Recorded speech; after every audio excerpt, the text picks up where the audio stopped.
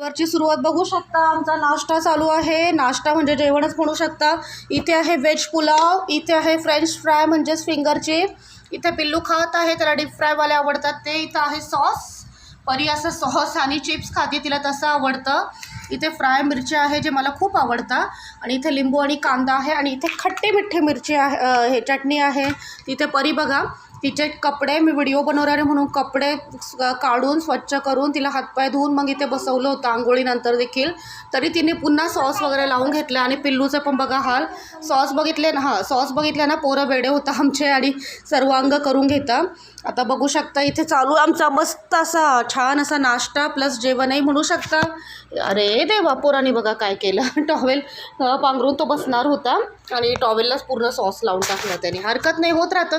कितीही क्लीन केलं तरी मुलं अस्वच्छ म्हणजे करतच असतात मुलं, म्हणजे ते मुलंच. आणि मग बघू शकता आता छान असा मस्त पुलाव.